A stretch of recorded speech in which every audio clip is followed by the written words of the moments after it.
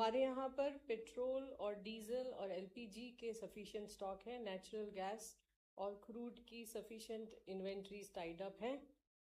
हमारी सारी refineries optimum level पर ऑपरेट कर रही हैं और LPG production all time high है, लगभग 92 TMT पर डे।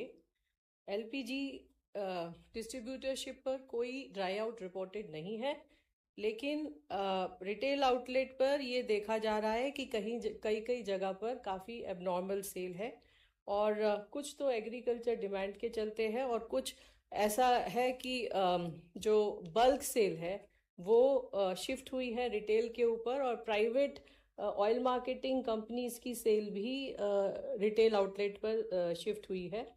अगर आंकड़ा मैं आपको बताऊं तो लगभग 150 जिले ऐसे हैं जहां पर पेट्रोल में 30% से ज़्यादा की ग्रोथ देखी जा रही है और लगभग 14 ऐसे जिले हैं जहां पर पेट्रोल में 100% से ज़्यादा ग्रोथ है।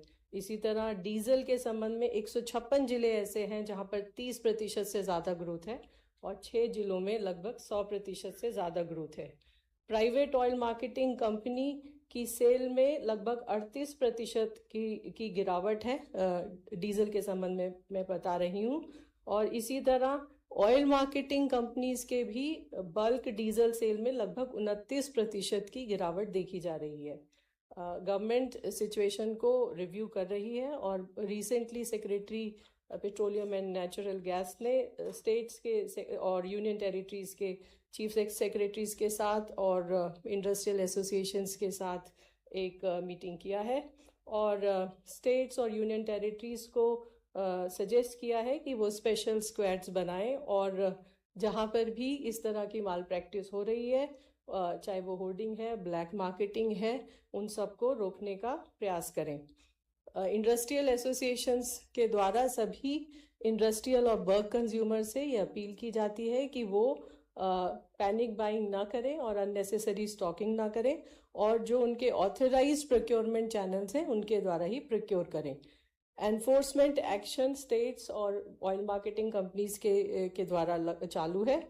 एलपीजी के संबंध में पिछले 4 दिन में 6500 रेड हुई हैं, 5 FIR रजिस्टर की गई हैं और 2 व्यक्तियों को अरेस्ट किया गया है। रिटेल आउटलेट्स पर पिछले 2 दिन में लगभग 900 रेड्स हैं और 417 litre petrol, 75,715 litre diesel seize किया गया है, 12 FIR बुक की गई हैं और 15 लोगों को अरेस्ट भी किया गया है।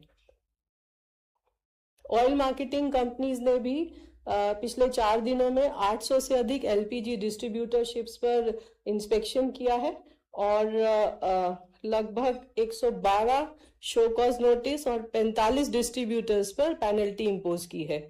इसी तरह रिटेल आउटलेट्स में 4660 से अधिक रिटेल आउटलेट्स पर इंस्पेक्शन किया है और 714 डीलर्स को शो कॉज नोटिस दिया है, 73 डीलर्स को पर पेनल्टी इंपोज की है और 562 डीलर्स को सस्पेंड। पीएनजी कनेक्शन के संबंध में मार्च से लेकर अब तक लगभग 8,30,000 पीएनजी कनेक्शंस को गैसीफाई किया गया है। 2,91,000 कनेक्शंस के लिए एडिशनल इंफ्रास्ट्रक्चर तैयार किया गया है और 8,53,000 से अधिक नए कंज्यूमर्स को रजिस्टर किया है। भारत सरकार ने 25 तारीख को गजट नोटिफिकेशन जारी किया है और उसमें ये कहा गया है कि ऐसे कंज्यूमर जिनके पास पीएनजी और एलपीजी कनेक्शन दोनों है वो उन्हें ये ऑप्शन दिया जाता है कि वो 30 दिन के अंदर या तो अपना एलपीजी कनेक्शन टर्मिनेट करा ले या फिर एक ट्रांसफर वाउचर भी ले सकते हैं और इस ट्रांसफर वाउचर के जरिए वो जब भी नॉन पीएनजी एरिया में जाएंगे तो उनको कनेक्शन दिया जा सकेगा।